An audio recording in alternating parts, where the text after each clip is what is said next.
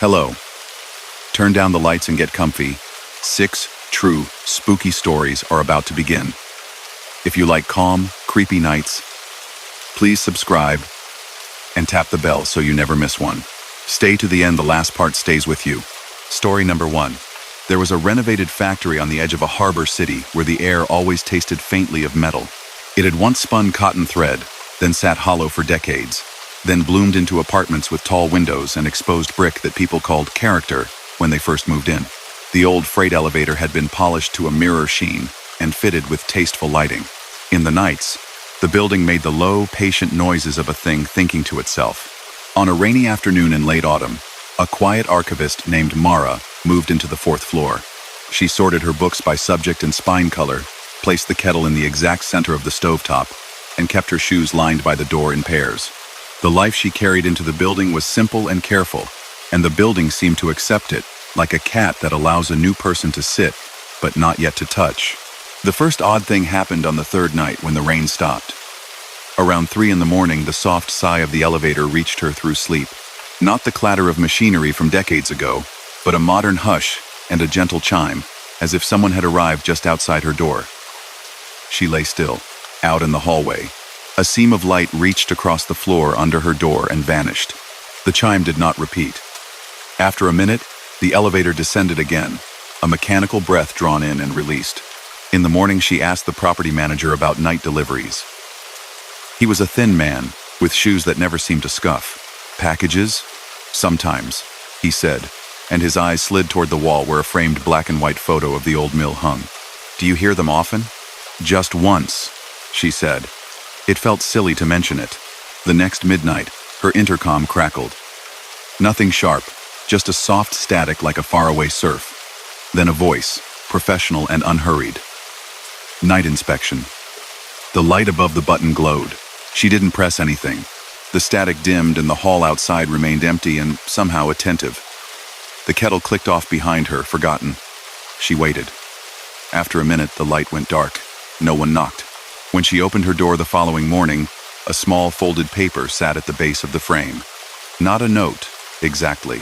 It was one of those little printed welcome slips the management used when someone new arrived, the kind that listed quiet hours and where to put the recycling. This one had no stamp or signature. In the margin, in the faintest pencil, someone had written 317. She spent the day convincing herself it was a unit number. There was, in fact, a 317, 3 floors down and a turn to the right. Maybe the slip had traveled. That night at exactly 3:17, the elevator chimed again. She looked at the door as if the wood could answer her back. It did not. Mara worked days at a historical society where she filed brittle papers and learned to read the script of long-gone hands. In the mailroom there, a wall clock ticked with the bright impatience of a new thing. Back home, her building's lobby had a different clock, heavy, the kind that seemed to shrug at minutes. She found herself staring at both more often than she needed to. On the 5th night, she stood in her hallway at 3:16 with a mug warming her hands. The carpet was an understated gray that swallowed footfalls. When the elevator arrived, the soft light within it reminded her of a stage right before the curtain rises. The digital display on the panel was clear, a flat, bright 0. The building had no floor 0. There was a basement, but residents weren't allowed there. Maintenance. Storage. Old things that had never quite learned how to leave. The doors opened. She didn't move. Cold air brushed her toes through her socks. The interior looked normal, but her eyes snagged on details. A second set of buttons low on the right, smaller than the rest. A keyhole in a brushed metal panel that had not been there the day she moved in. A faint smell of detergent, and behind it, something clean and old, like paper left to rest. A light in the far end of the hall flickered once, as if to clear its throat. The elevator held itself open, perfectly calm. After 30 seconds, with no one boarding, the doors closed. The chime was gentler, almost patient. The numbers counted down. -1, then nothing. She mentioned it to an elderly neighbor named Mr. Alden when she saw him in the laundry room rinsing a pair of gloves. He had been in the building since the first 5 tenants. He told stories like a man setting small stones in a careful path. If you hear the extra chime, he said without looking up, don't answer it. "What is the extra chime?" she asked. "You'll know." He turned the gloves inside out and smoothed the fingers. "People like us. We look like staff at that hour. The building gets confused. It asks for help. Help with what?" She tried to make it sound light. It didn't quite work. "Inspections," he said, and his mouth shaped the word as if it had a taste. "Things that must be counted. Doors that forget to lock. Lights that prefer to stay on." He paused. "It is better to be a resident in the night." After that, she put a dish on the floor by her door, with a handful of keys in it, as if weight could keep the threshold from drifting. She taped over the intercom light, so it wouldn't glow like a watching eye as she tried to sleep. She learned which parts of the radiator clicked and which purred, and what the quiet sounded like when the entire building finally settled. The next week, a package arrived with her unit number neatly written, no return address. Inside lay a single, clean brass key on a leather fob, stamped, "Service." The tag smelled faintly of cold air. She took it down to the lobby and asked the night guard if anyone had left it for her. He frowned kindly. "We don't use those tags anymore," he said, picking it up and turning it over. He paused at the key's cut, as if it reminded him of a melody. "Where did you say you found it?" "It was delivered," she said. "No note." "Well," he said, returning it, "if it opens something, that something belongs to maintenance. Don't let it." He meant it as a joke. It didn't sit like one. Her curiosity, once small and polite, grew legs. She began to notice the subtle stencils on the service doors. Inspect, fob, night pass. Old letters painted over and bleeding through the new paint in faint shadows. She timed the elevator. Always, at 3:17 the zero appeared. Always, the air changed, cooler by a degree, a whisper up and down the well. On a fog-thick Tuesday, the lobby's security monitor caught her eye as she waited for the mail. The leftmost camera showed the elevator interior. On the screen, the doors opened to reveal a pair of boots at the threshold, her boots, lined up at home by her own door. For a second, the image wavered. And after, the feed showed only the empty car. She blinked. The guard said something from his desk that she did not hear. That night, she tried a small experiment. She placed a strip of paper across her door jamb, just a hair, so that it would tear if the door opened. She set her phone to record the hallway through the peephole. She brewed tea and sat on the floor beneath her window, where the streetlights made a quiet river of orange across the wood. At 3:17, the elevator chimed. Her phone lens caught a breath of brighter light, a soft rush of air, a sound like a tape measure sliding back into its case. The paper held intact. Her heart beat in her ears, patient and loud. In the morning, her phone had recorded a new sound at 3:18, a small metallic click very close to the door. On playback, a second sound followed 2 taps, like knuckles on the wood barely there. When she opened the door, the hallway looked the same. The only difference was a mark on the metal plate under the handle, a scuff that hadn't been there before, shaped like a half moon. She began to keep a notebook. She wrote each observation without adjectives, like a field report. She wanted to describe, not dramatize. It was a habit, from the archives. On page 6, she made a list of patterns. The list said, 3:17, 0, cold air, night inspection. Service key, 2 taps. The more she wrote, the less the strangeness felt like a ghost story, and the more it felt like a system running a script for a job it no longer had. The property manager left a new sheet under every door about upcoming fire alarms. "We apologize for the late hour," it said, even though the drills were scheduled for noon. In the elevator, at eye level, someone had affixed a sticker that read, "Do not hold doors." The edges were already curling. When she pressed the button for 4 one evening, the elevator paused at the main level, and a voice spoke from the ceiling, flat and recorded. "Inspection in progress. Please wait." It didn't sound like a warning. It sounded like old courtesy learning new lines. She caught Mr. Alden on the stairs and asked him if it had always been this way. He smiled with his mouth and not his eyes. "They sealed a corridor when they cut the building open," he said, "where the belts ran. Whole rooms that didn't want to be rooms changed their minds. You can still see some of it if the light hits the paint right." He tilted his head toward the fourth floor. I put felt on all my chair legs. It helps. On a clear night with the moon hanging low like a coin, she placed the brass key on the kitchen counter and made herself promise not to touch it. The telephone rang at 10:17. Unknown number. She let it ring. The caller left no message. She brushed her teeth and turned the tape of the intercom light another layer thicker. At 3:17, the elevator chimed, and the air carried the faintest scent of laundry again, a clean human smell that made it worse somehow. She lay awake until the birds started, thinking about old machines that had been kind to human hands and now went on without them. The next afternoon, she came home to find a notice taped neatly to the wall beside the elevator. Night inspections have concluded. Thank you for your cooperation. The paper was crisp, the ink slightly too dark, as if printed on a newer printer than the office used. At 3:17 that night, the building was silent. No laddered numbers on the panel, no cold air. She could feel the silence like a padded door closing softly. For 3 nights, nothing. She found herself checking anyway, in the way a person reaches for a step that isn't there. The 4th night, her intercom light glowed not bright, not a summons, just a steady, watchful dot under the tape. No sound came. She sat at the small table with her notebook and, finally, wrote down a feeling.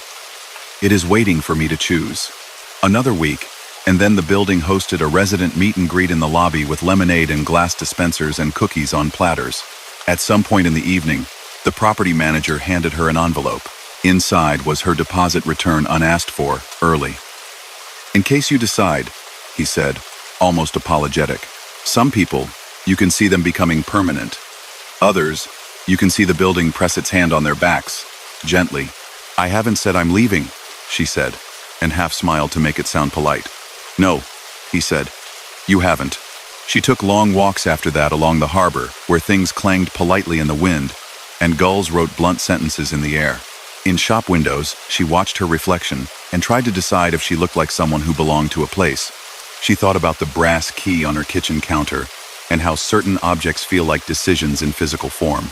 On the last morning of the month, she went to the lobby at 3:10 and sat in a chair by the window where the night distilled blue and silver into neat squares on the floor. The night guard disappeared into the office to make coffee. The elevator rested with its doors together, patient as a held breath. At 3:17, the doors parted, and the interior was the same and newly strange. The panel glowed with the precise 0. The air moved past her knees. She could feel the shape of it. The small secondary buttons on the right side waited, each with no label, each with a tiny light. She did not step in. She stood and went to the threshold. The smell of detergent was stronger, a clean disguise over something like cold water.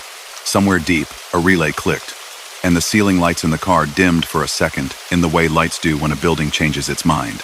She placed the brass key gently on the elevator floor just past the threshold, as one might leave a peace offering. Then she stepped back. The light above the intercom at her apartment, 4 floors up, must have been glowing then, but she was not there to see it. For a moment, nothing happened. She held still long enough to hear her own breath. The elevator doors began to close, hesitated on the key, then opened again, as if embarrassed. A soft, mechanical whir sounded from behind the panel. The key slid backward a few inches without a hand touching it, as if pulled by a magnet. The doors closed. The elevator descended. The numbers did not show. She went back upstairs on the stairs, counting landings in an old habit. That morning, the intercom light was finally dark. She peeled the tape away, and the glue left a faint rectangle she could feel with her thumb. She left it there as a reminder. There were no more 17 seconds after that, not in the way they had been. When she packed to move in early spring, she touched everything twice, gently, and thanked it. The brass key was not on her counter or in any drawer, though she hadn't expected it to be. The property manager walked the apartment with her and said all the things managers say. He opened the silverware drawer and closed it again. You were quiet, he said, and meant it as a compliment. At the end, in the lobby, he handed her an envelope. Inside was a small metal tag, blank now, the leather worn smooth. He shrugged when she looked at him. Lost and Found gives me these. Paper says it's yours. She didn't argue. As she stepped out into the afternoon, the elevator chimed at her back. It was a normal chime, bright and quick, meant for ordinary days. She did not turn.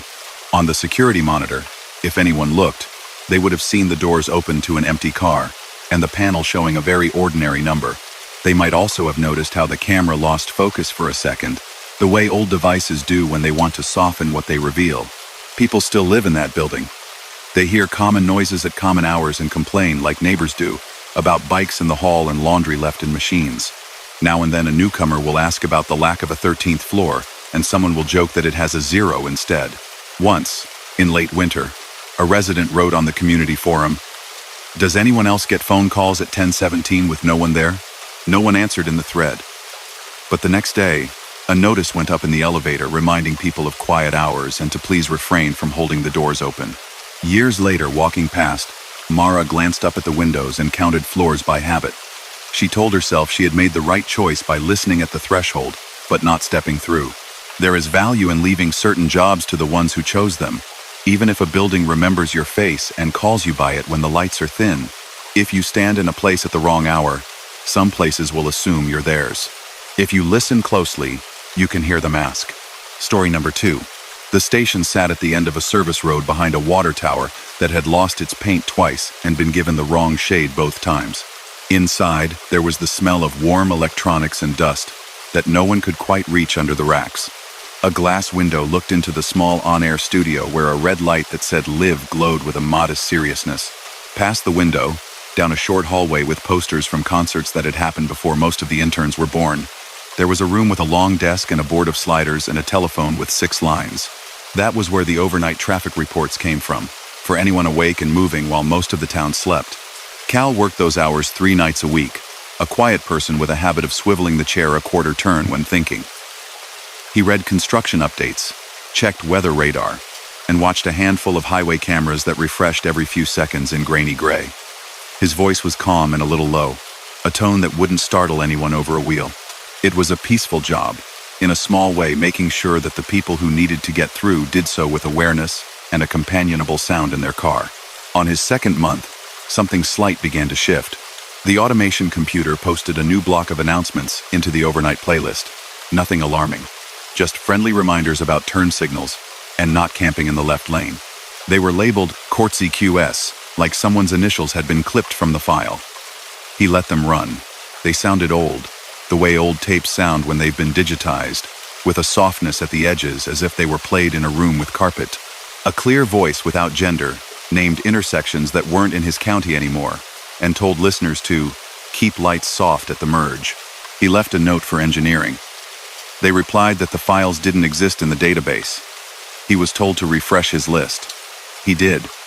The Courtsy QS block persisted, as neatly as if it had always been there. On a Wednesday, the highway camera labeled 6 amperes refreshed and showed not the interchange it was paid to watch, but a single lane of road at night with mile markers in a style the state no longer used. The image reset on the next refresh, back to its familiar strip of asphalt and a row of guardrail reflectors like patient eyes. He shook out his hands and wrote the time down. The station kept logs of everything: when the antenna switched patterns, when the weekly test ran, when the copier in the lobby decided to wake up and complain about paper. That same night, line 4 lit up on the phone. He pressed it and spoke the phrase he always spoke. "Traffic desk, you're on." A voice answered with a steady courtesy. No boom. Nothing melodramatic. "Lane 2, eastbound, clear." It paused, as if listening to the quiet in the room. "Thank you." The line clicked off. Cal stared at the empty line indicator for half a second longer than he needed to. There had been no caller ID, not even the friendly uninoun that sometimes appeared. No ringback. He wrote that time down as well. He told himself mistakes piled up overnight. The scripts cycled longer than they were meant to. Cameras stuttered. Fiber optic lines hiccuped. He'd been trained to make mental room for minor oddities. He drank from his thermos and kept one eye on the well-spaced trucks moving on the interstate like beads on a string. The next oddness arrived in the mail, of all places. An interoffice envelope appeared on his desk, with his name printed in block letters and nothing else.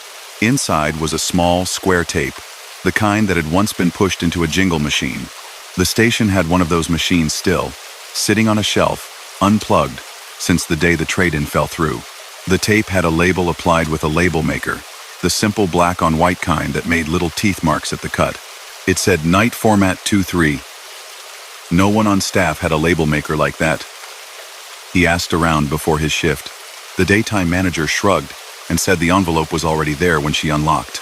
The engineer swore without impatience that no one had been transferring old media into the system. "We threw those carts out," he said, then corrected himself. "We meant to. We boxed them. They're in the closet by the big broom."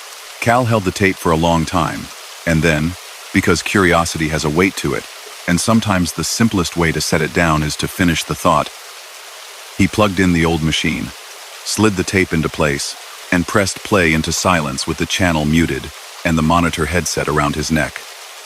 A hum rose, the kind that rooms make when they anticipate music. After 20 seconds, the voice from line 4 spoke again. "Eastbound clear, soft shoulders, keep your beams down for fog." It sounded less like an instruction than an agreement, like someone working alongside him and confirming that, yes, this is how we do it. He swiveled away and watched the camera at the river bridge. A car came through, steady.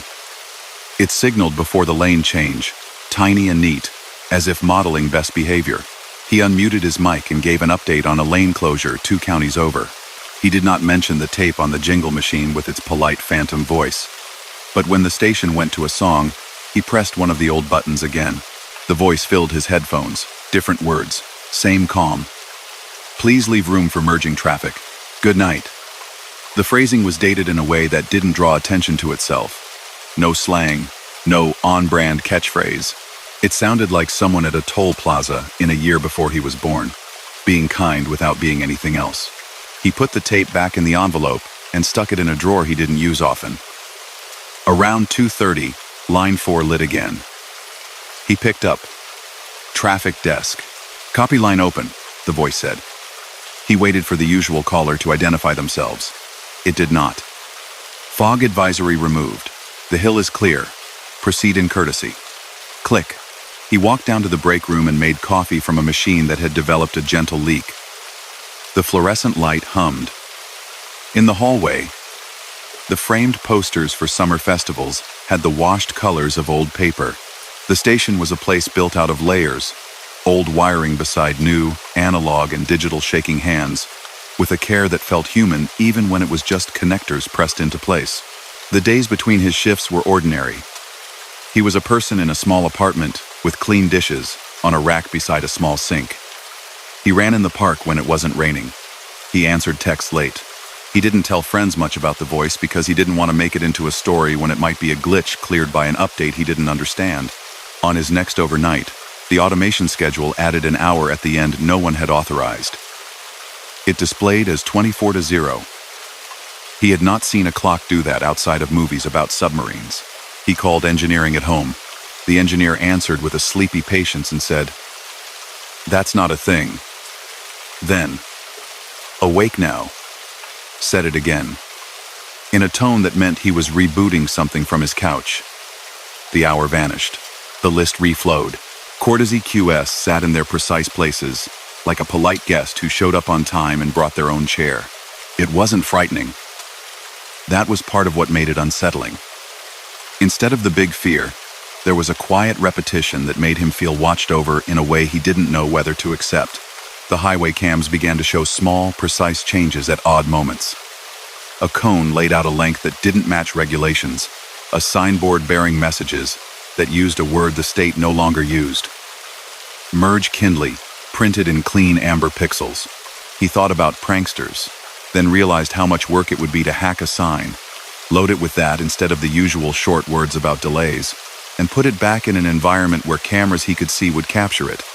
He checked the archived frames. The amber letters weren't there.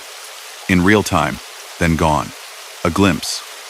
As if something learned what to reveal, and when. A letter arrived at the station addressed, without a name, to the person who answers at night. Inside was a folded sheet torn from a lined pad. A driver had written that they appreciated the soft announcements they'd been hearing on the station after midnight. "Made me less jittery," the letter said. felt like someone was smoothing the road ahead with words. The handwriting was wide, friendly. The note had no return address. It did not ask for anything. It simply thanked. The letter was dated 2 weeks earlier than the night Cal first heard the voice. He mentioned it to the day manager, who lifted an eyebrow and said perhaps one of the weekend hosts was experimenting with tone. "I'll ask around," she said. He knew she wouldn't find an answer that way. At 2 to 12 the following night, the printer in the corner began to print with no job listed on the computer. The printer was a holdover from the days when there were more paper logs than digital ones, a gray block with a hum like a distant transformer. Cal walked over and watched as a series of timestamps rolled out from the ink ribbon. They listed lane numbers and words that made sense and didn't. Soft closure, shoulder cleared, beams dim to polite, and, near the bottom, his own name printed in capital letters as if it were part of a schematic. Under that, AC line, he folded the paper and put it by the board where his hands could reach it without looking. When line 4 rang a minute later, he let it ring twice and then picked up. He didn't say hello. He didn't say traffic desk. He said because the paper had asked, acknowledged. The line was quiet for a beat, and in that beat he heard the station as a room rather than a place. The vents, the faint relay click when the air conditioning cycled, the whir of a small hard drive. Then the voice. Copy. You're on. No welcome. No onboarding. No explanation. Just an acceptance, as if he had sat down beside someone carrying weight and picked up a handful of it without having to be told what it was. The cameras on his monitor screens brightened a fraction. The one on the old highway spur that had been reworked into a bike path showed nothing new except that his eyes found the corners differently, as if someone had turned a photograph and a hidden figure came into view. The voice began a cadence at intervals after that. Cal didn't record any of it. He didn't have to. The words were built to sit in the simple part of a person's mind and stay, not in an intrusive way. Just folded there. Hold distance. Do not rush the narrowing. Ease. The verbs felt like hands hovering above a shoulder guidance, not command. He began to notice that his own phrases updated. He had always said, eastbound, but now he found east run arriving in his mouth without sounding odd. He had always said, merge. He found himself choosing join, and then, sometimes, fold. And each time, it felt less like a mistake and more like he had been reminded of a softer way to shape the same action. He could feel himself being trained and not against his will. Listeners kept calling to thank the station for the calm. He made a small test and asked one, without telling them why, what they heard. The caller described his usual voice and, in the same sentence, said, I don't know. The other person too. Good instructions. New person? They say goodnight a lot. The caller sounded rested for someone in a delivery van at 3 a.m. They hung up without fanfare. Cal checked the call log. Only the one number appeared. The engineer found him on a Friday afternoon as he was leaving and asked him to stop by the transmitter on his way home that night, just to look at a panel and text him what the meter read. It was an easy favor, and the station ran on those, so he said yes. The transmitter building stood at the edge of a marsh where reeds made neat straight lines and a boardwalk cut through for birders. At night, it felt like a place that had taken a deep breath and was holding it. He parked, unlocked the door, and stood for a second with his hand on the knob. The room was cooler than the air. He walked to the meter. It was fine. There was no hum from Line 4's world here, only the steady confidence of an AM transmitter doing its job, the way old machines do when people have been kind to them and they have decided to return the favor. Driving home, he tuned the radio to his own station out of habit. The music sounded clean. Between songs, someone his own voice gave a lane closure update in his usual cadence. After that, there was a soft interval of sound, not quite a noise, more like a shape made of quiet. Then the calm voice from the phone line said, Good night. Only that, not on the log, not in the playlist. He looked at the display on the dash. It gave him the frequency and the time. In the rearview mirror, the road behind him looked soft-edged for a breath, and then crisped like a photograph refocusing. He told himself this was too much of a thread to pull, and not expect the fabric of his routine to change shape. He brought it up once with Mr. Perry, the old host who came in on weekends to run the polka show and tell stories about how they used to run the board with grease pencils and hand signals through the glass. Mr. Perry listened with the concentration of someone who had plugged too many patch cables into too many hidden jacks in his life to disbelieve. "The air wants company," he said.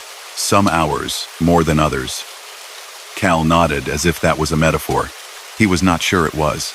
After a month of this, acknowledging the line, letting the voice speak, shaping his own words into its shape, and letting listeners be calmer because of it, he woke one day with the simple knowledge that he would not keep the shift. It wasn't fear. It was the sense that he was being trained for a night work that wasn't entirely the station's, and that once he could do it, the work would want to keep him right there, between cameras and cadence, smoothing the way between town and town. There are jobs like that that aren't written down anywhere and still exist. He put in notice. The day manager was kinder than he expected.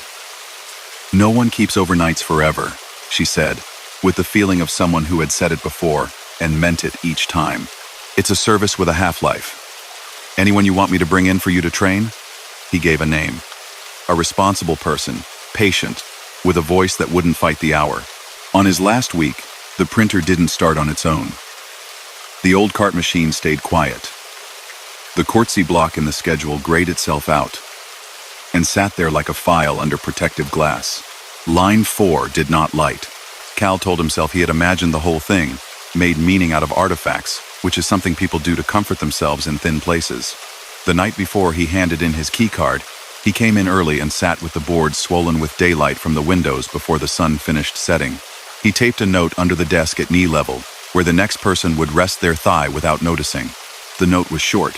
It said, "If you hear it, say, acknowledge. Don't worry about the rest. It has good manners." He added, "Remember to drink water." The last update he gave on the air was about a small lane restriction near a farm stand where, during daylight, a woman sold peaches in summer and cider in fall. He turned down his mic and listened to a song he had never really listened to, not like a background now, but like a landscape. He signed off for the shift and rolled the news at the top of the hour. He stood up and stretched, the chair tensor making its small squeak.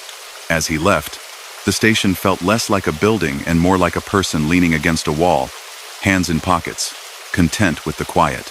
He walked down the hall past the posters and looked at a fly caught between the glass and one of them, a little moving dot in a frame full of people smiling at a fair. He unlocked the back door and stepped into the night. At the edge of the parking lot, his phone vibrated. A text from a number not in his contacts. "Thank you for your courtesy." The period at the end made it read older. He didn't reply. He put the phone in his pocket and stood with the sound of the highway somewhere steady but remote, as if the town petted its machines before bed so they hummed just so through the hours.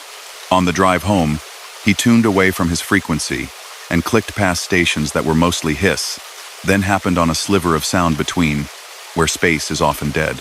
There, for as long as it took him to go under a bridge and out again, a clean voice said, "Lane 1 clear. Be gentle." It wasn't his station. He didn't try to find it again.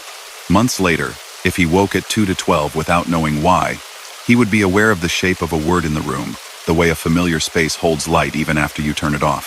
Sometimes, while driving, he'd notice cars around him behaving as if conducted signals clicked in time. Merges happened like someone had set them on the desk in his old room and arranged them with care. It felt, rather than looked, like a careful influence in the air, the way heat from a sidewalk makes the night wobble. At a stoplight, a message board glowed. It said, "Nothing delayed tonight," in amber letters that were supposed to say, "Road work ahead," because he'd seen that board during the day with that message.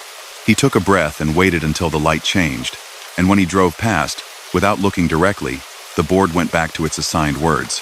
If you drive there after midnight, sometimes the radio catches a voice that is not the station you think you've tuned to. The voice does not give police updates or call out hazards like alarms. It talks to you like you have both been at this a long time. It says, "Be kind, even here," and "There's room." You won't find a listing for that show on the website. You won't be able to rewind. If you want it to stop, it will. If you say acknowledge, it will share the work with you for a few miles, then say good night, as if it means it. Story number 3. By the river where fog likes to rest before dawn, a glass house sat with its domes like sleeping eyes. In daylight, It was a map of sunlight and shadows, the kind of place families came to lean into winter greenery, and couples walked as if every leaf were a promise. At night, it changed shape. The glass let in the moon with a measured grace, and the metal ribs of the conservatory hummed in a music that sounded like fans and water and the small footsteps of time. A chain of houses, palm, desert, tropical, fern connected with short tiled corridors, and the air in each one carried a distinct memory. Warm sugar and dust, rain on old soil, a crisp green note like sliced stem, a smell that reminded people of books without any paper in sight. Lena took the night shift in late spring, when the city forgot it ever had winter. She liked the edges of things, the way a place calmed after everyone left, the way equipment kept doing its jobs without needing applause. Her tasks were honest and small. She checked the misting cycles, listened to the whisper of vents opening and closing overhead, ran her hand near the heaters to feel if they were doing what the readouts said they were. She walked the paths with a flashlight pointed down, not to startle the frogs that had discovered they could live forever in the lily house by eating what the lights attracted. There was a chart on the wall in the staff room with the night routine printed in block text and taped corners that had been redone more than once. The schedule included things like wipe condensation from the entry glass and confirm sump alarms are clear and ghost light placed. The ghost light was not a real ghost light like in a theater, but that was what people had called it for so long it had become a title. A single warm lamp in the center of the tropical house that kept the dark from growing too thick. Lena turned it on every night and off at dawn when the timers woke the rest. After a week, she noticed the plant labels. They were neat and specific, printed in small caps with Latin and common names side by side, a gift to anyone who liked to collect language. In the fern house, a few labels wore older names, the kind that had been retired in favor of newer DNA-based realities, Pteridophyta something. She put them on a list for the day staff to update. The list didn't feel urgent. The next night, the label beneath a feathery cycad changed without a hand. The new name, correct, sat there, as if no one had ever called it anything else. She stood with her flashlight and counted to 5, and told herself, memory is a tricky mirror. The night after that, a creeper's tag shifted from one common name to an older one, the kind a person's grandmother might use. Not wrong, just loyal to a past season. When she asked Mrs. Parker, the senior horticulturist who had a way of looking at plants that made them straighten as if called to attention about the labels, Mrs. Parker smiled. The printers misbehave, she said. Or the day crew print one, then find the right name, then print another and forget the first. All clean mistakes. Don't let labels climb into your bones at night. Let the plants be the truth, and let the rest be a suggestion. She patted Lena's shoulder, her hands smelling faintly of compost tea and lemon. At 1:07 on a Tuesday, the control screen in the tropical house lit up with a cycle Lena hadn't seen. After hours Miss Gentle. The font looked a fraction thinner than the other settings, as if someone had imported it from an older program. The misters hissed, soft as a sigh, for exactly 14 seconds, then nothing. The number 107 echoed in the back of her head, not ominous, more like a rhythm that wanted to be measured. She scribbled it in a notebook she kept in her pocket. 17 divided by mist, divided by gentle, divided by 14, second.eu. The next night, at the same minute, a tiny breeze started from the southern vent and brushed the tops of leaves in a way that made them look like a crowd nodding in agreement. 14 seconds again. The shade cloth above the glass, a gray. Fabric that rolled and unrolled like a tide, tucked itself one notch further out. And a slow dropout of moonlight crossed the floor. No one had told the system to do it. Lena put a sticky note on the control panel for the day crew. Shade shifted at 1:07 on its own? She added a smiley face, so it would read like curiosity and not complaint. On the 4th night after she noticed the 1:07 habit, she took a break in the bench by the bromeliads where the floor was warmer. A chalkboard leaned against the wall there, a leftover from an event the garden hosted for children where they drew their favorite plants and misspelled them with delight. Someone had erased the doodles, but there on the chalkboard faintly, a hand had written, "Evaporate gently."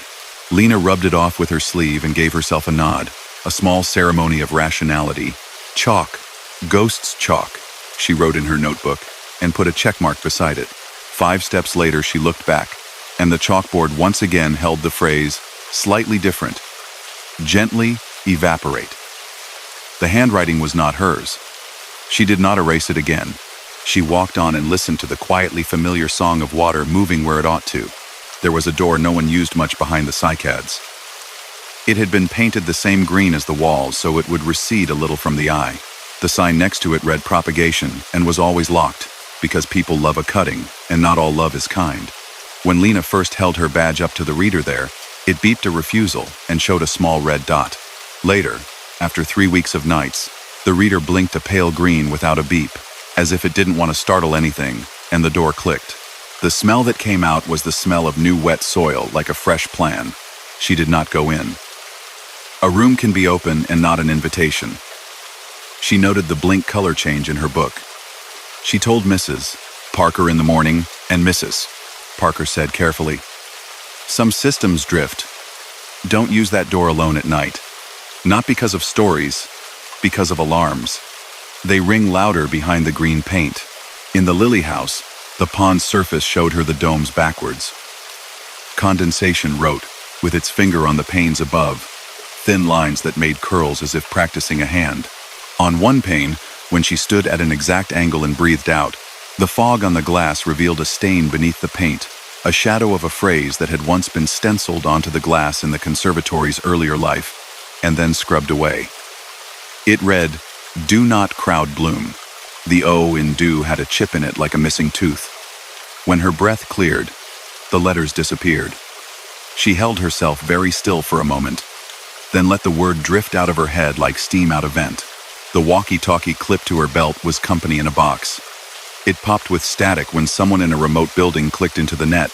Day crews used it to ask for help moving a ladder, to tell the front desk the tour was running late. At 2:23, one night when the frog chorus sounded like rain on a tin roof, her radio cleared its throat and spoke. It wasn't anyone she knew. The tone had the clarity of those recorded announcements that play in places where people wait. "Shade, then vent," the voice said, with an evenness that felt practiced. She crossed to the panel. The shade was already moving. The vent followed a breath later. "Thank you," the voice added. And then the radio was empty again except for the low, steady heartbeat of the channel. She asked the day engineer about phantom audio. He said weather could bounce other frequencies into old equipment and make it repeat things. He said no one else reported hearing anything. He said, "Record it if you can." She nodded, and didn't ask him how to record something that didn't want to leave a mark. Autumn brought a midnight geyser of a bloom in the desert house, not the world-famous kind that draws lines around the block. Just a night-blooming cactus that decided the story of the day didn't include it. The garden posted photos in the morning. The flower closed modestly by then. The celebration held in the comments was kind. The conservatory kept its own kind of party. For the next week at 2:23, the shade in the desert house rolled with the careful increment of a hand turning a page. The vents sighed. The walkie spoke once and said, Bloom observed. No one had pressed the button on the side to make it talk back. No one had keyed the channel. Lena sat on a bench with her notebook and made a square around the number 223 and then underlined it. She had no intention of inviting patterns into her nights. The patterns came anyway, polite, insistent, as if they had called ahead. The gift shop printer, famous for taking its own pauses and then rushing to catch up with a stack of receipts, spit out a single stub with no sale one night. Lena found it on the counter next to a stack of tea towels printed with ferns. The stub said, "Admit one night tour" in crisp letters, the kind used when the conservatory still had a sign-in ledger instead of an app. There was no price on it, no barcode. At the bottom, it had a timestamp, 2:23. The paper felt warm, as if it had come from further back in the printer than it ever should. She placed it in an envelope in her pocket and didn't tell anyone until she could think of a way to make the story sound smaller. A week later, a slow drip in the palm house made a rhythm on the tiles that matched a song her grandmother used to hum while rinsing greens in a sink. The beat drew her down a side path that tourists rarely took. There, against the glass behind a towering traveler's palm, she saw it. The reflection in the pane didn't show her exactly. It showed a faint line of people in coats, walking in the opposite direction she was. They were not detailed. They were not crisp. They were a suggestion like the memory of a crowd. They moved through the opposite path, and then were gone when her breath fogged the glass and the image caught the light and became again only the dark outside and the bright inside and her face looking at her face. Behind the cycads, the green door continued to blink that pale, unobtrusive green between 2:20 and 2:30 and red the rest of the time. Lena noticed because she had started to notice everything at that hour. She stood with her hand near the knob and waited. Do not crowd Bloom, she thought, and then wondered at herself for thinking it. She did not open the door. In the desert house, a small sign appeared, clipped to the wire of a bench. It read, "Please watch your step," in Omega font. The very particular rounded letter shapes the conservatory used in the late 70s. No one had a printer that did it now. The letters made her think of faded maps and intercom speakers sunk into cinderblock walls. She took a photo of the sign with her phone. In the morning, the photo showed no sign. Her phone had recorded a space of bench and the edge of a pot of lithops that looked like stones but weren't. She locked her phone and slid it back into her pocket, like returning a set of keys to a place that wasn't hers. Mrs. Parker approached the subject sideways, like a person approaching a cautious animal. "If you ever have to open propagation at night," she said, pouring hot water into a mug with a botanical garden printed on it from somewhere else entirely, "wait for me, or for the morning. Greenhouses hold things like recipes hold secrets. The night recipe is not ours." She paused. "This place remembers events. It repeats them sometimes when there's a person to see it be done. Doesn't need a crowd. Needs a witness. It's how it keeps the shape that keeps the plants calm." It could have been a metaphor. It might not have been. One night, Lena found a ring of keys in the staff room that had not been there at the start of the shift. The ring was old brass with a loop that had learned many fingers. The tag attached was leather, worn, with letters almost rubbed smooth. In a certain light, if she tilted it, she could read Mist 223. The keys were smaller than the kind used on office doors, older.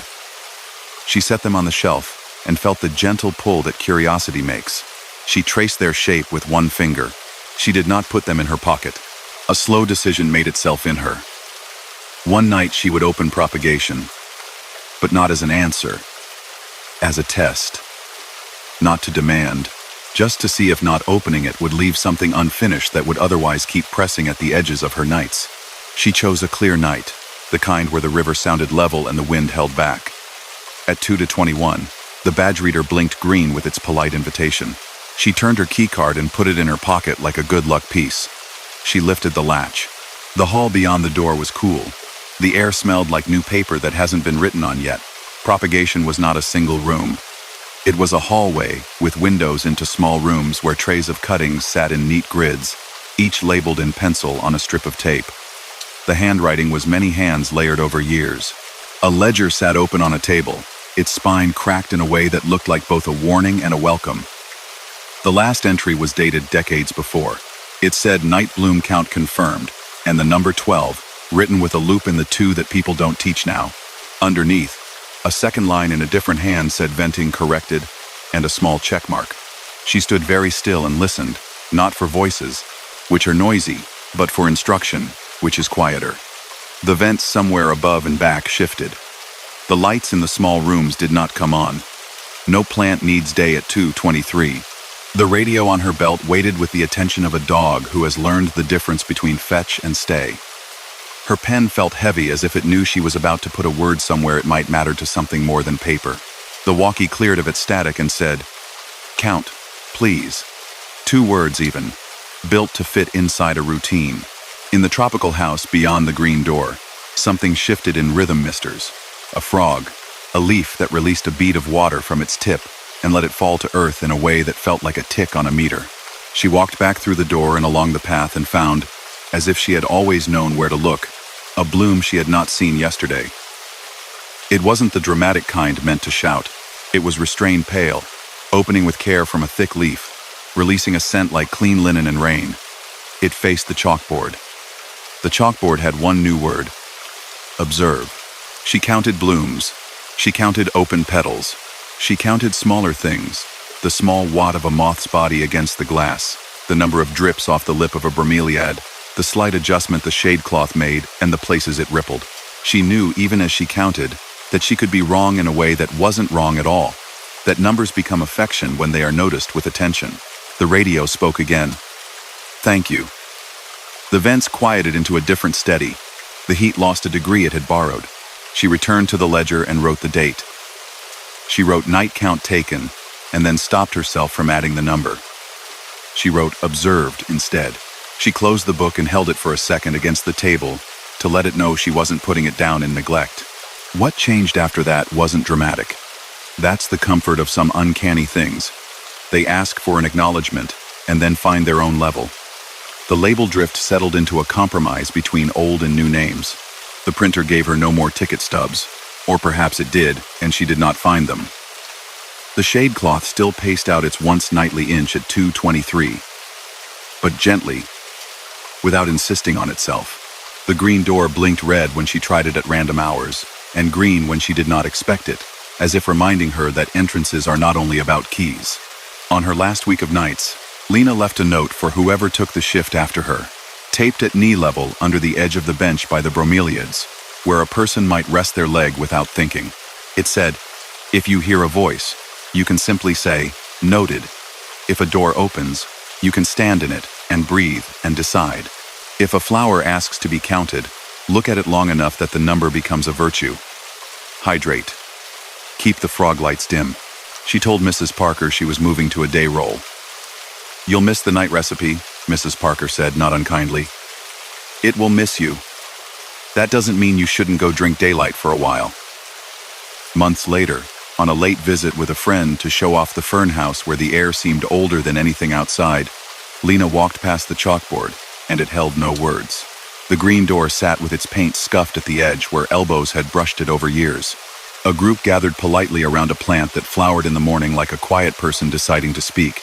The vents made their measured breath. From the corner of her vision, a ripple of shade cloth adjusted, and then stopped, paused precisely at the inch she remembered.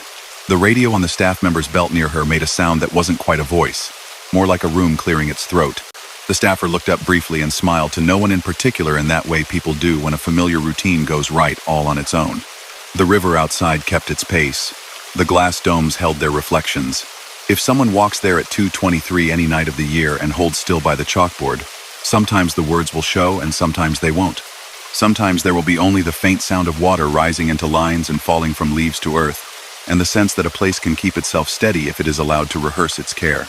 Some places do not want applause or audience, just a person with a pen who will write, observed in the right ledger, and then put the book away as if to say, we will do this again when the hour comes. Story number 4. On the edge of town where the billing addresses begin to repeat street names and the map fades into a grid of numbered roads, a self-storage facility sat behind a metal fence with a keypad that gave a brisk beep when numbers were pressed. The sign over the office had been updated twice, once when the company changed colors, once when it changed its name. The older letters could still be seen, melted ghosts beneath the new paint. There were 5 long buildings with thin roofs and roll-up doors, painted an agreeable shade of red. Between them, lanes of concrete made shallow canyons, where wind spoke in a careful voice. At night, motion lights guarded each stretch of corridor, waking to spill a cone of pale light, and then, after a few measured breaths, going back to sleep. Noah took the manager's job in late summer. The office had a small apartment above it with a window that looked down on the gate.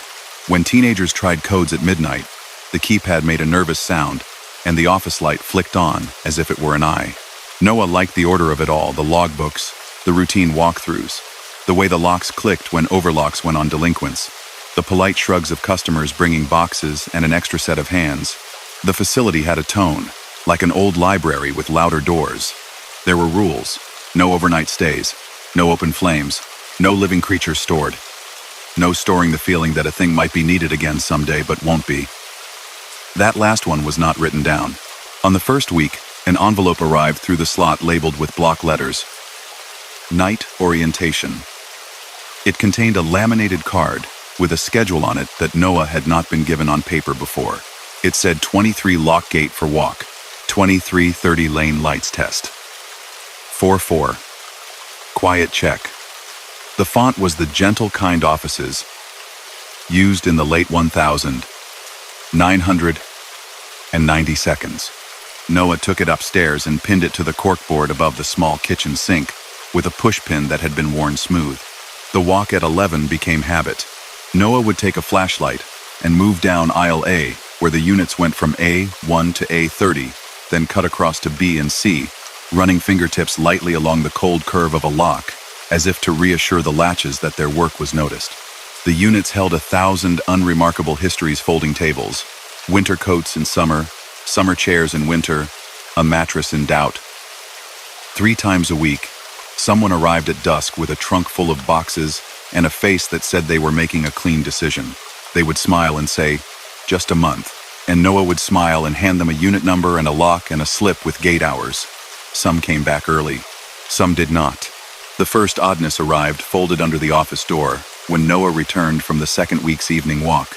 It was a small thermal print slip, the sort the credit card machine used to spit out when it still had an appetite. The header read, "Quiet check complete." A neat line followed. Aisle D, doors latched. Underneath, in a smaller font, 4. Noah glanced at the wall clock without meaning to. Its hands sat calmly at 11:40. 2. The printer by the desk was dark, unblinking. The slip was warm. Noah left a note for the district manager in the morning to ask about a scheduled inspection that might print without input. The district manager, a kind woman who kept a collection of pens in a mug that said "Best Dad," wrote back mid-afternoon. "Printer's not on a clock. Might be a leftover job. Clear memory and reset." Noah did, even if the words didn't match the machine in front of them. The printer made a sound like it was agreeing. Night settled into a rhythm. The gate beeped. The crickets did their small work. A stray cat, striped gray and the color of concrete, began to patrol the fence line with a seriousness that made it look like it wore a vest. Noah named the cat Pallet after the wooden kind that sometimes arrived in rental trucks and never left. The motion lights learned Noah's pace and warmed awake one by one as they moved, like people at a long table standing in sequence. One night, between C and D, one light stayed on longer than the others, a warm umbrella of attention that made the concrete look like a stage. Noah stood at the edge of the light and checked an overlock on D14. A faint click sounded from the unit to the left, D13. Not loud enough to be a latch. Noah wrote it down in a small book kept in a pocket. D13. Faint click. 2334. It made them feel steady, arranging oddness on paper. The next day, between customers coming in to find the right size box and one who needed a unit for exactly one motorcycle, the phone rang with a call from a number tagged by the system as Gate Voice. "Welcome back," the voice said, brisk and recorded, the same voice that spoke from the gate speaker to visitors. It was flat with cheer. Noah looked out the office window. No one stood at the gate. The call ended. The line on the screen cleared itself. Noah added it to the book. Gate Voice called, "Office, 1012. Welcome back." On the 4th week, a man arrived at closing with a key from another state on his key ring and said he was here for D104. There was no D104. D stopped at 30. Noah smiled and said, "Maybe a different facility?" The man looked at the row of red doors and furrowed his brow as if the sequence of numbers had shifted under his eye. "Sorry," he said, tucking the key back into his pocket as if it had embarrassed him. He left a phone number on a sticky note nevertheless, with a habit that said he was the sort of person who believed in paperwork. Noah stuck the note to the desk and erased the annoyance that came with a problem that had no tidy end. The laminated night orientation card glowed a little to itself on the corkboard at night when the lamp by the microwave was the only light. Noah did not plan to be awake at 4:04. The body argued, though. On the 7th night, at 4:02 by the digital clock by the bed, a soft ping sounded from downstairs, the kind of sound appliances make when they finish a job. Noah went to the office barefoot, that hour making shoes feel too loud. The printer was awake. It printed a single line, "Aisle C latch adjusted. Timestamp 4:04. The paper smelled faintly of warm dust. Pallet slid under the office door with the serious air of a partner and looked at Noah as if to say, "There's a rhythm, if we're polite to it." The next night, nothing printed. Noah walked aisle C at 11 with a gentle stubbornness and placed a small bread tie on the edge of one latch, so lightweight that air could move it, so fragile that a glance could dislodge it. At 4:04, a ping. The slip said, C7 latch seated. The bread tie lay on the concrete by the unit, like a tiny punctuation mark. Noah told themselves that metal contracts and expands and rollers fit into grooves with a lag. It comforted and did not, at once. At the end of the month, the auction company sent an email about schedule. Units that hadn't paid. Units in the process. The choreography of locks and notices and leniency. The list included one that had already brought a man to the gate, looking for numbers that didn't exist. D104. It sat in the spreadsheet in clean lines beside names and phone numbers. Noah wrote back kindly, "Our D row ends at 30. The auction company replied with a template that said they'd update, and in the same breath, sent a second email with a different sheet attached, where D104 appeared again, as if it had stepped back into the line politely after being told to leave. After midnight in October, fog sometimes made the lane lights into soft vases, the cones of light fattened with moisture. Noah took to walking with their hand on the wall, so they wouldn't be surprised by the corners. One night, under this fog, a small card waited on the lip of D13's roll-up door, held in place by a magnet the company used to mark units in transition. The card read, "Night Hold" in block letters, with a green slash across a white field, and looked like something official the company might have used before a rebrand. Noah flipped it over. On the back, in handwriting with a careful slant, "Lane 4, leave space." And the number, 404. They slid the card into their pocket, between the book and a pack of gum, and left the magnet where it was. Pallet made an approving shape of tail, and moved on. Ordinary days continued to stack up like clean dishes. A customer brought donuts with gratitude, and left them on the counter, impossibly sweet, at 10 a.m. A family came in with a fish tank and a bag of false coral for a cousin to pick up once the lease is set. A woman asked if she could store the sound a piano makes when no one is home, and then shook her head and said she meant the body of the piano itself. Noah said yes to the second thing and saved the first for later in their head. The gate voice call happened again, at the same time, twice a week. The recording had no breath between words, the way a machine cuts sentences clean. "Welcome back." It came sometimes when Noah was already inside with the gate shut, as if the facility meant it the way some people mean. "I like you to be here." Noah tried to catch the quiet check. Staying up to 4:04 on purpose made the night longer. The printer pinged on schedule whether they watched or not. The slips changed detail. Aisle A light restored, aisle E broom returned. There was no aisle E. Noah didn't mention that in the morning email to the district manager about replacing one exit sign that had gone dim. Some information feels like a place you should not bring another person to if you do not know the way back. When it rained, the roof drummed politely. The building felt grateful. In one of those rains, a drip formed a thin chain off the lip of C7. Noah put a bucket under it with a towel folded in to keep the water quiet. The next day, a small, tidy work order appeared in the printer tray with the header of a company that had gone out of business a decade before. Gutter check. Scheduled. It was stamped. Completed. The ink was a bit too black. The date read a week ago. Noah pressed a thumb to it as if this might smudge the date into something less precise. It did not. They made friends slowly with an older tenant named Miss Larkin, who kept an immaculate unit full of fishing gear and a folding chair, and the kind of cooler that becomes a piece of furniture if it's kept around long enough. She was the kind of person who asked after people's ankles, and meant it. When Noah mentioned in a carelessly casual way that the printer sometimes behaved as if it were on its own schedule, "Miss," Larkin said, "Good. Some jobs should remember how to run themselves." Noah nodded, and did not correct the assumption because the sentence covered so many instincts of this place with such ease. One night, around the bend of B19, Noah saw a shadow that wasn't theirs fall across the floor and move gently against the concrete, not sharp, not warning, just passing, like someone in a big coat walking past a doorway. The lane lights did not react to it. It did not ask for reaction.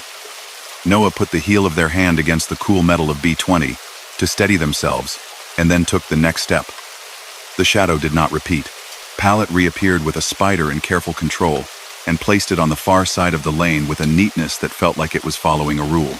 On the wall in the office, behind the corkboard, A thin layer of older paint held a footprint of words where a decal had once been. Noah saw it in the slanted light of late afternoon when the sun caught the wall in a way it did not most days. The words were only a suggestion, letters more absent than present.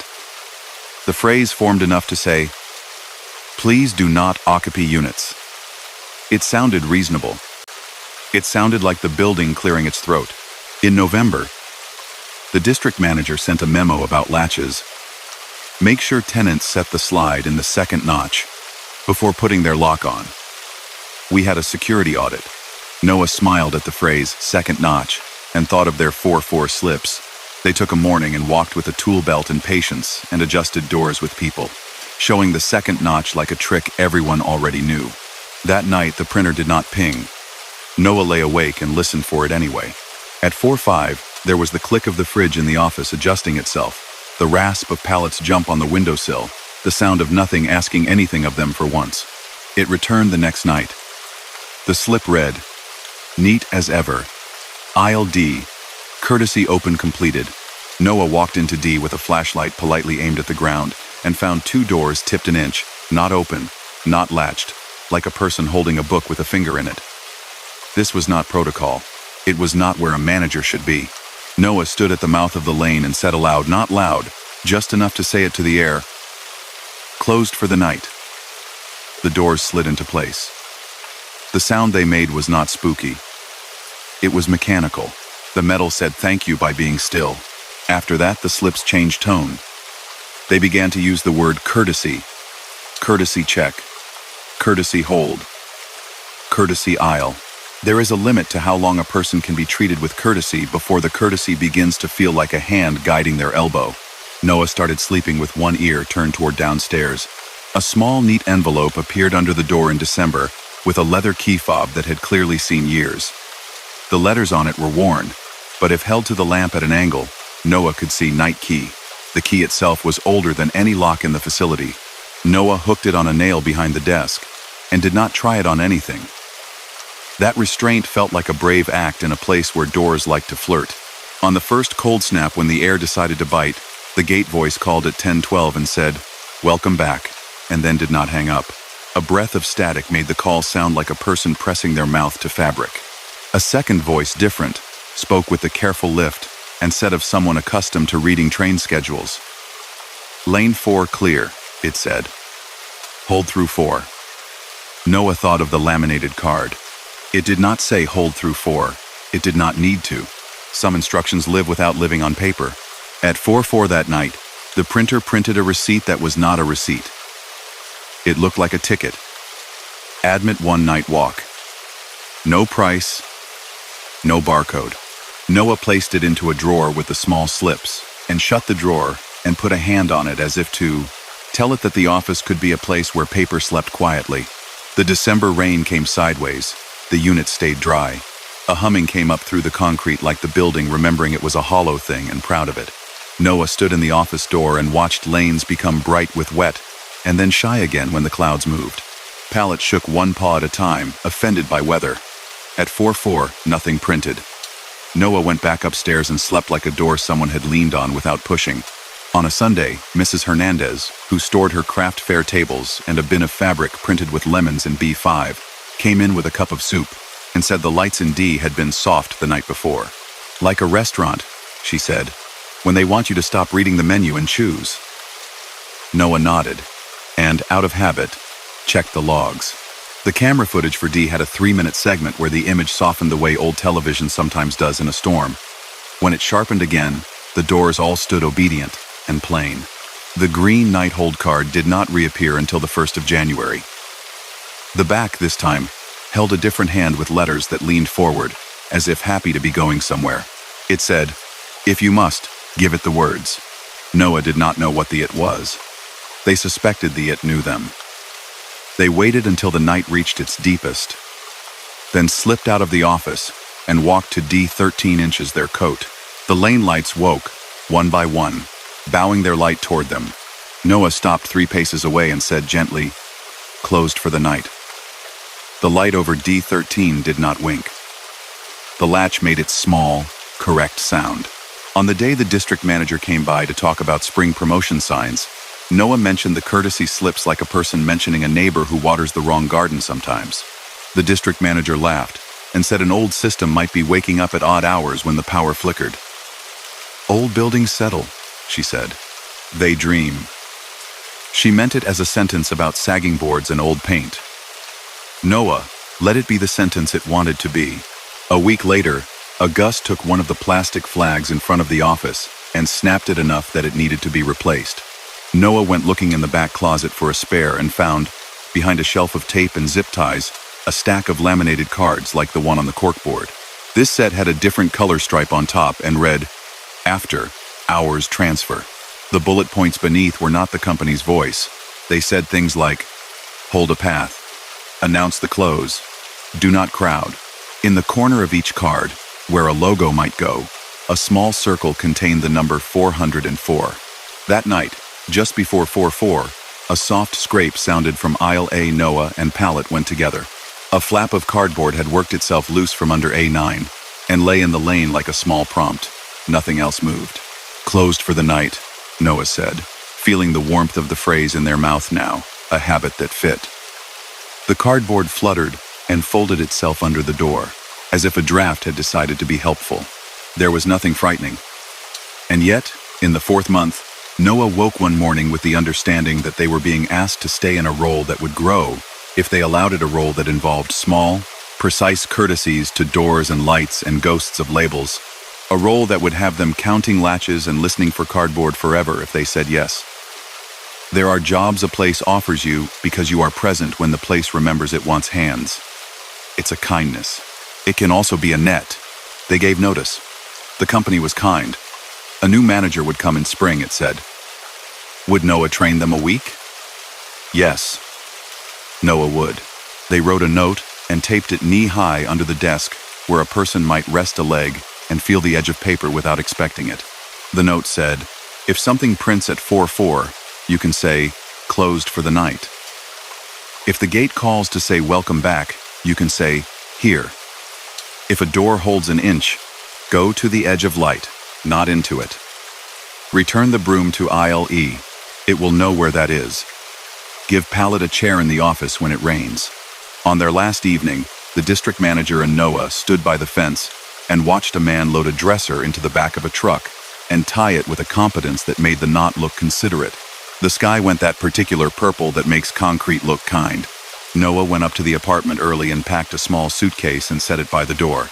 At 10:12, the phone downstairs rang, and the gate voice said, "Welcome back." Noah picked up, and for the first and last time answered, "Closing soon." The line clicked, and it was like a room nodded. They slept well. The printer did not wake them, or if it did, the sound threaded into a dream where doors were just doors and light was just light. In the morning, they took down the laminated card and put it in a drawer and left the leather night key hanging on its nail. The new manager would decide what to do with it. As they pulled away in a small car that had learned the corners of this parking lot too well, the gate swung open with a courtesy it had always used, and the sign over the office glowed the new company's name. For a heartbeat, in the rear view, a different sign glowed through it, the older letters, patient as sediment, a layer under the layer where places store their self. A breeze moved down lane D. A motion light woke and then, measured and polite, went back to sleep. The cat took up its post. People rented new units that day. A small slip printed at 4-4 for someone to find or not. It read, "Courtesy check complete. Lane 4 clear." A box, somewhere in D, slid the width of a folded note closer to the wall as if making room for feet. The doors did their small work. If a person walked there in the quiet hour and listened, they might hear it. Not voices, not warnings. Just the building, making the soft sounds of something that decides to keep watch, and the sense that answering a place's hello with a here is, sometimes, enough. Story number 5. The ferry slid from its slip like a careful breath. Red and green nav lights made thin lines on the black water. On shore, windows turned themselves off one by one until the city became mostly shape and reflection.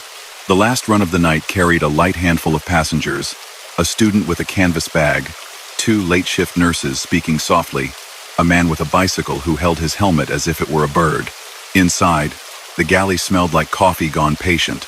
Outside, The air had salt and diesel and a clean cold that kept words honest. Jay worked nights on the island route. Deckhand, then crew-led, when the senior moved to days. They liked the work because it had crisp endings. Cast off, run, land, tie, count, clear. Routines held in the hands as much as in the head. The boat was a 1,980-second steel box with good bones and a wheelhouse full of buttons that still clicked like buttons. Along the bulkheads, safety posters used a blunt language that had comfort in it. Keep clear of lines, mind your step, and a rack of life vests waited with patient readiness. There was a count board by the forward lounge door. When the ferry headed out, a crew member pressed a button for each passenger that stepped through the turnstile. The board glowed its number in green. It mattered. Counts had to be within the capacity of the boat, and the tally of vests documented each trip and initialed. At the end of a run, after the ramp came down and the bike rolled off and the nurses disappeared into a cluster of streetlights, the number would go back to 0 with a calm click, and the boat would exhale. That was how it worked in the book and in the hands. On Jay's 4th week, just after the midnight arrival, the count board blinked. It had been 0. It became 1. The ramp was down. The dock was empty. Jay stood in the bow and looked up the gangway toward the silent terminal. The turnstile at the right had the faint scuff marks of 1,000,000 rotations. It did not move now. Jay looked back at the count board. A small steel tone sounded from somewhere inside the casing, more felt than heard, like a tight spring letting itself remember it could be loose. They did what training demanded. Walk through. Forward lounge. Empty seats. The map of the route on the wall, with the lines worn shiny, where fingers had traced the crossing. Midship. Empty, except for a brochure fallen face down on the floor and the plastic pebbles of a plant in a pot that had never seen soil. Aft lounge. Empty, the vending machine humming a pitch lower than the engine. Heads. Empty. Outdoor decks. Wind. A paper cup rolling until a gust took it. No footsteps but theirs. Back at the board, the number still said 1. It did not feel like a prank. There was no one to witness a joke. Jay pressed the reset. The number returned to 0. They initialed the trip card, tied their initials into the box neat as a knot. The next night, the same click. 0 to 1. Jay waited, leaned in the doorway as the ramp lifted. The turnstile remained unhurried metal. The board shifted back to 0 before any finger touched it. No one commented. The captain that week was a quiet man who loved weather and said things about tide tables that sounded like poetry if a person liked charts. The bosun had been on the route long enough to know which bollards on the island dock had the best manners. Jay kept the Graston too. Small oddness, where oddness belongs during a shift between breaths, and kept working. The PA system did its subtle work. The morning voice belonged to Marta, who made please sound like a resource she was happy to share. At night, the announcements were spare. Last run of the night. Prepare to disembark. Watch the ramp. The chime that preceded each message was a 2-note bell, polite and quickly forgotten. On a Tuesday edging toward winter, the chime changed for one announcement. The notes were older, fuller, the kind of bell a person associates with stations and iron. The voice that followed did not belong to anyone on the current crew. Mind the deck seam, it said, the vowels holding onto the words like they were reluctant to drop them. Jay was in the aft lounge and froze in that practical way where the body still keeps its balance. The passengers who heard it looked up, turned their heads, then let it pass like an elevator stopping at a floor neither of them wanted. The captain came down later and asked, with a humor that had a hook of seriousness, "Did you load an old file in the PA?" Jay said no. He nodded as if to say he thought so. He glanced at the count board without meaning to. Jay noticed. Routine wins most nights. The ocean and concrete and human need press their shapes on a schedule, and that schedule holds. Then weather learns and presses back. One night, fog lay on the channel so thick that the beam from the bow made a wall of milk. The horn spoke at measured intervals, and each time felt like a long story told only to dissolve into nothing a ship's length away. The radar in the wheelhouse showed white shapes where buoys should be, and the buoy bells answered like polite neighbors. Jay moved slower, one hand on a rail at all times. The PA chime sounded again, the old bell, and the voice said, "Remain seated." No one stood. Everyone was already being smaller than the fog. On docking, the ramp came down with that sigh of hydraulics that sounds like relief. The turnstile clicked without being touched. The count board went from 0 to 5. It felt, more than appeared, like a head count that belonged to a different hour. Jay looked at the ramp and saw a wet print from a bicycle tire that had not been there a second before. The print ended 3 feet later, as if the bicycle had been lifted. The fog held its own material. It was not a trick of eye and damp. It was a shape. In the crew mess after tie, the bosun stirred a cup of tea as if convincing it to be helpful and said, not looking at anyone, "In the old days, the purser walked the decks and read the counts aloud. Before the digital, before the clickers, name of each deck, count for each." The boat liked to hear it. He blew on the tea. It helped the boat put itself to bed. Jay felt the hook of that sentence set. The next night, after the last run, they walked the forward lounge, then midship, then aft, and spoke the number of people present. Out loud. Forward, none. In a voice they would use to read a list. Mid, none. The words felt formal in an empty space. Aft, none. The count board stayed at 0. The boat's internal sound, a blend of pumps and fans and the faithfulness of metal, seemed to find a level and sit in it. Jay finished with, "Decks cleared. Not to the crew. To the space." After that, the board behaved. On the nights Jay spoke the counts to the walls, the turnstile stayed quiet. On the night they forgot because someone had knocked over a trash can at the island terminal, or a person asked a question about the timetable for a holiday, the board glowed a single digit on its own. It was not punishment. It was a reminder. Objects on a boat like to be looked after in the same order every time. Cleats, lines, fenders, clips. It's how hands learn. In an old locker under the forward stairwell, Jay found a small metal box one morning when they were replacing a coil of rope.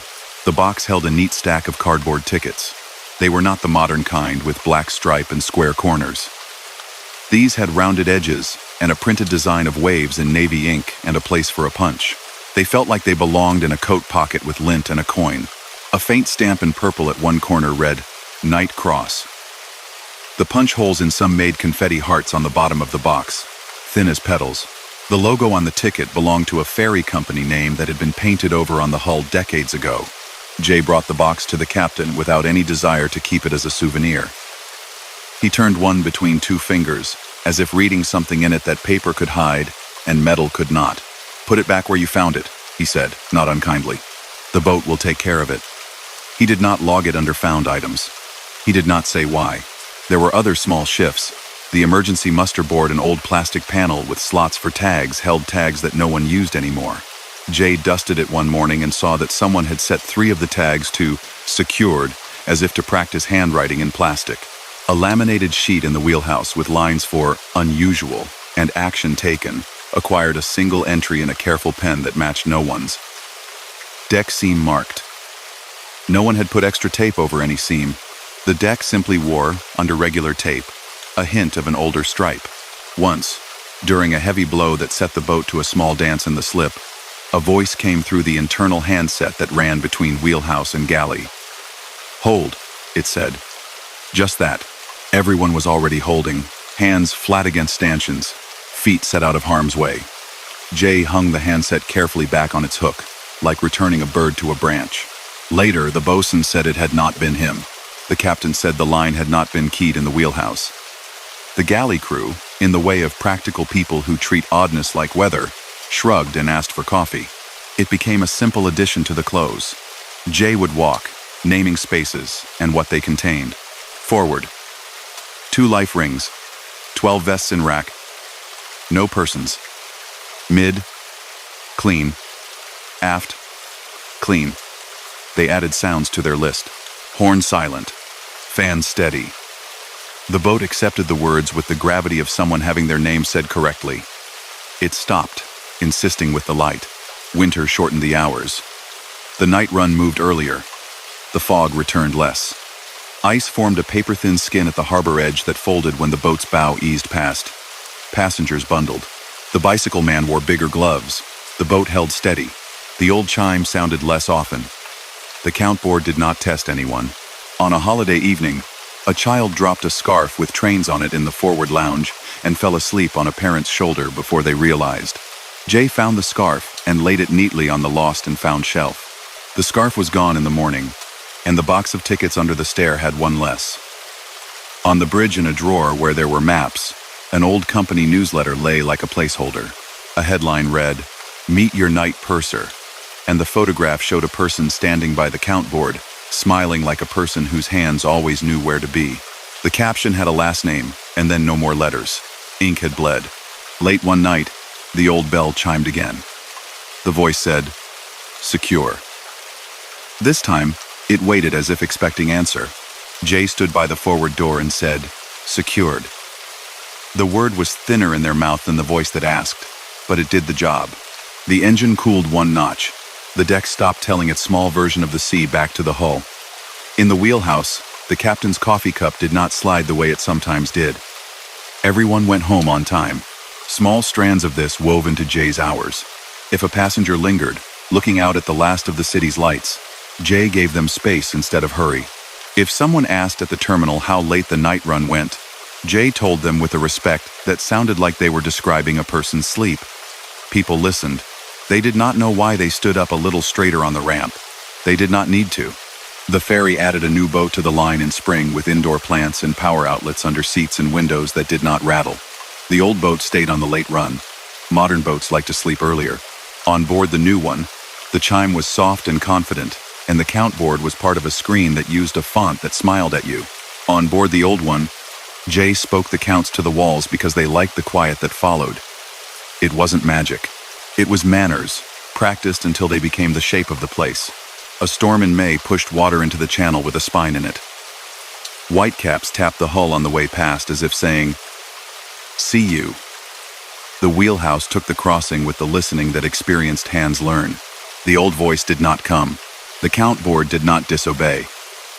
Jay walked the decks once, twice for themselves, and the word they chose at the end was not secured or clear. It was carried. "Carried," they said to the space. The boat rested into the slip like someone who has been told, gently, that they can put a box down. On their day off, Jay took the ferry as a passenger just before dusk and stood at the rail, hair smelling of salt, the bay doing its bright imitation of glass.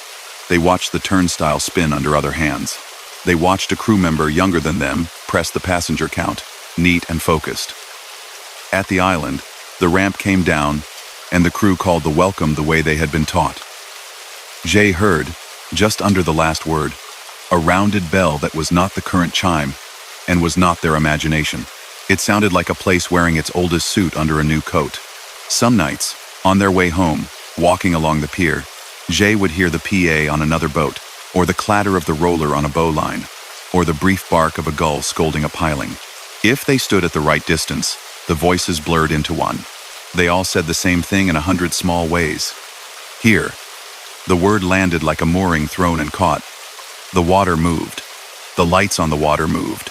The count board stayed where it was, and the digits meant what they needed to mean to metal and to people who trusted metal.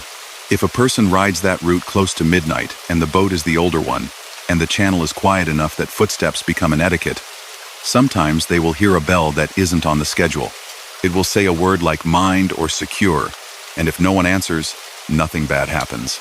But if someone standing by a door says back, in the ordinary voice they use to read their own name, all set, the tone of the boat will change the smallest degree toward contentment. The ramp will touch the dock with less of a thump. The lights will warm a fraction. The night will keep itself. Story number 6. On a high, dry ridge where the wind came across the desert like a polite hand-smoothing fabric, an observatory sat with its domes shut tight against the day. In the evenings, the domes slid their shutters aside by degrees until the sky lay open and was not a roof anymore. The campus was small. A main dome with a great telescope that had a name older than the road that reached it, a smaller dome like a listening ear, and a low control room with red lights so soft they seemed to think twice before touching anything. The metal stairs rang with a careful music under a person's weight. Fans breathed. The building held the kind of hush that was not empty. It was concentration. Hale took the night operator job at the end of summer, when heat in the valley turned to cool at elevation and the air above the ridge became a patient, invisible river. They learned the routine that all observatories teach by repetition. Power up the drives. Check the weather station. Wind below limits. Humidity low enough. No lightning within a sensible distance. Unlatch the shutter. Roll the slit open to the portion of sky assigned. Start the dome rotation to follow the telescope's aim. Take flats at dusk with a white screen lit plainly. Take darks while the telescope's eye is covered. Take bias frames that look like nothing and were precious for what they removed. Then point the great instrument at the Q objects the day staff and visiting researchers had requested, being careful with the gear, respectful with silence, steady with time. The control interface used text that was clear and modest, the way instruction manuals are when they expect to be read in the dark. SLU to RA, SLU to December, SLU complete. A console registered the temperatures that mattered, and the tracking error in arcseconds that showed how well the mount held steady on the Earth that wouldn't. A speaker in the corner, left over from a period when the dome's mechanisms wanted a voice, said things when things happened. Shutter opening. When the plates parted. Shutter closed. When the sky was tucked away. It had the tone of someone who knows they will be routine forever, and has decided that's good work. On Hale's second week, the scheduler displayed a small line in a color they had not seen before. It sat below the night's cue as if politely not wanting to cut. 1:41. A firm zenith. The words looked like whoever wrote them liked the way letters sat next to each other at that hour. Hale searched the manual. No task by that name existed in the official list. In the logbook, the old paper one with ridges where pencil had made grooves, no handwriting owned the phrase either. The night was clear and assignment heavy.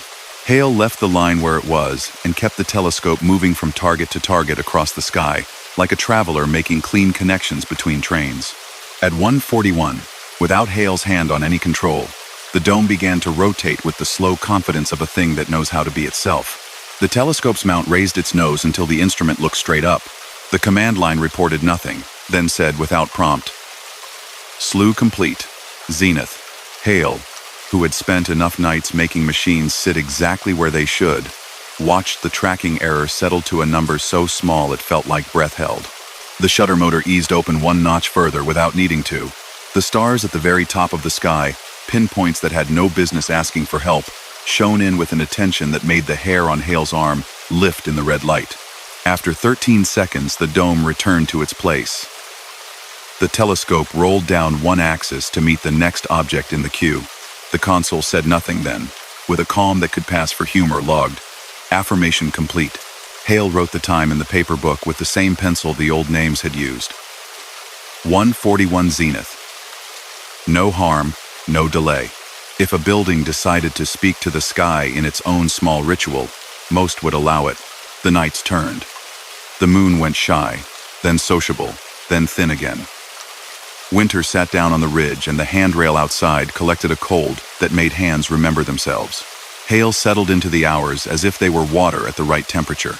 The first faint oddness almost slid by. In the first image of a galaxy, the cue called for a smudge with a bright heart.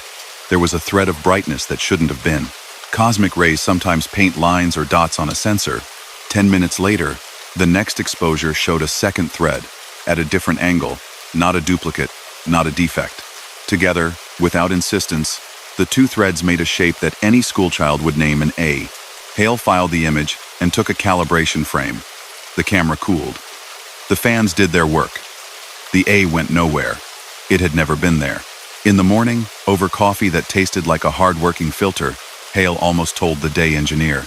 He was the sort of person who kept old screws sorted in jars. He would have said the words cosmic rays and capricious in the same sentence and smiled. Hale didn't mention it. Some things become better when kept with their own kind. At 1:41 the following night, the dome made the same turn, calm as a planet keeping faith. The sound of the toothed ring underfoot, gliding under the dome's edge, was a soft circle. The telescope looked up. That precise attending. A hush arrived that wasn't silence. It felt, to Hale, like a room filling with someone who knows how to help without moving anything. The PA speaker in the corner, the one with the old phrases, cleared itself and said, not loudly, Guiding star ready. No one had keyed the guiding routine yet. The software's indicator was amber. It turned green without a click. Outside, a fringe of wind flicked at the slit and was gone. Hale breathed, and the breath made a small cloud in the cold near the open air, then dissolved into the rest as if it understood how to behave. Catalogs are maps, and maps carry histories. On a slow hour between assignments, Hale pulled an old star atlas from a shelf. Thin paper with weight. On some pages, people had written tiny numbers next to plotted dots. A small cross marked the center of each chart, the place that isn't a place but where the eye sits. On the inside cover, in pencil, a hand had written, "Night notes in book. Day notes to file." The pencil was so faint it had to be read like a whispered thought. Someone had been patient with this job. When public nights happened, the small dome with the smaller instrument was open to anyone who could make the drive and wanted to lean into the eyepiece and say, "Oh," which was the best sound a night can draw out of a throat. The public nights had been paused for months for a concrete repair that took longer than expected. The sign at the foot of the hill said as much. One Tuesday, the security camera for the lower lot showed nothing but a tumbleweed and the good coat of stars. Right at 1:41, a line of breath, pale, moved across the concrete like the little procession of exhalations a group makes when it looks up together. No footsteps, no people, just the ghost of a group's shared attention, like a memory a place can't help but rehearse. In the control room, the monitor for the all-sky camera, which looks at everything and nothing very well, showed a halo the way it does when ice crystals make light fancy. In that halo, light moved in a small circle, paced and patient, as if the dome's motion had an echo in the air. The log, unsummoned, stamped a line. Visitors. Attending. No number. No count. The word attending felt gentle in Hale's head. He let it stand. A small error arrived with a calm face. The cue called for a bright cluster in the east. The telescope rolled. The dome turned like a deliberate decision. The image came stars sharp, a surprise satellite streak that would ruin no one's data, and the clock in the corner of the software ticked its seconds in a font that didn't need to apologize for being there. Hale saved the file. The next image in the queue should have been a nebula near the equator. The sky, a place where a lot of the galaxy's patience shows as soft light. The mount slewed, then paused, not hunting, not lost, just as if the machine had thought of something and set the thought down where it could find it again. The screen flashed, briefly, a coordinate pair that did not appear in the list. 0 hours, 0 meters, 0 seconds, 0 degrees. The mount lifted. Zenith. The affirm line did not own this command, but the machine made the same stillness it made for it. The PA voice, gentle as a hand out of sight, said, "Hold." Hale held. For 14 seconds, one longer than the first night, nothing moved. Then the mount rolled, the dome followed. The scheduled nebula drifted into the camera's square and filled it with the gray comfort of hydrogen glowing. Hale wrote the time. He underlined it, and then laughed at himself. Underlining a time does nothing, but the pencil liked to be used. The wind learned a new tone for winter. It pressed against the shutter in a way that asked to be watched. On a night when it laid down enough that the station let them open, the radio link between domes carried a piece of audio that had not been sent. A voice neither male nor female, old in the way tape sounds old, said, "Read coordinates." The night did not demand obedience. It was an invitation as soft as dust. Hale, read them. Right ascension for the target, declination for the same. Numbers, then degrees. Spoken like the inventory of a pantry. The mount smoothed its motion, as if listening made doing easier. The tracking error flattened to a line so straight it felt like a string pulled between two cupped hands. When the camera stabilized, the guide star's green dot in the software didn't even blink. The dome made a small sound that only someone who had listened to domes a lot would recognize as a sigh. After that, it became a part of the hour. Hale read the coordinates aloud between targets. The building behaved like someone being read to in a language they had learned a long time ago. The night of the meteor shower arrived. It was small, one of the quiet ones. On the all-sky, small scratches of light wrote themselves across the dark, like sand falling off the lip of a bucket. The public night sign at the bottom of the hill would have been a crowd if the repairs had finished. It was hail, and mechanisms, and a sky doing its patient job. At 1:41, the affirm line glowed of its own accord. Hale had not thought of the time. The motor turned. The camera took a handful of 5-second exposures at the top of the sky, stacking images of nothing and something, until they made a field of pinpricks sprinkled with the rare small streak. 3 streaks, in the stack, if Hale had squinted, were needles that crossed in a way that made the faintest outline of an H, then an A. No word, just the idea of one. Hale exhaled and felt foolish for the rush of affection. He spoke the coordinates of the next object in a voice steadier than his stomach felt. A winter storm took a long, narrow visit and left the dome sealed. On those nights, the instrument slept. The control room warmed to a different kind of focus. The day engineer left a list of little jobs for Hale.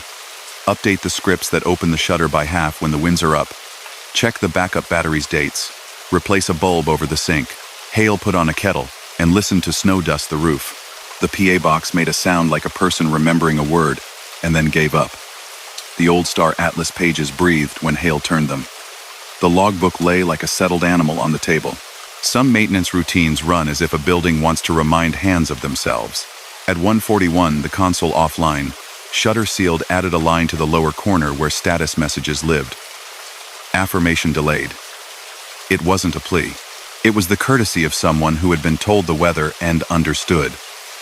The snow stopped punching the roof and began to whisper instead. Hale wrote, in the logbook with the pencil that had begun to wear a groove into the paper at the spot where nights ended. Affirmation postponed by Sky. He signed the line with the initials the staff used to claim what they had done, without making too much of it. The storm cleared. The ridge sat like a bright idea. The queue had piled on assignments, and they were happy to be done. In the first hour of open shutter, the guiding camera balked. It gave numbers that looked like someone else's handwriting. The PA said, "Guiding star ready," in the old voice. The numbers righted themselves. The main camera cooled to its set point. The line at the bottom of the screen announced, in an English that had been taught to machines long ago, "Ready." That night, the affirm motion held for 20 seconds, and the instrument seemed to lean into it like a person leaning into a familiar stretch after a long drive. Hale began to add to the routine small sentences no one had asked for. Focus set when the star size fell to numbers that made the mind feel orderly. Camera cooling, to reassure the part of the building that cared about that. Slew complete, not because they needed to hear it, but because the words sounded right there. The dome didn't move smoother in answer. It was already smooth, but the quiet after each sentence felt a degree more convinced. When the day staff came back to full strength in spring, they asked if Hale wanted to switch to days for a season.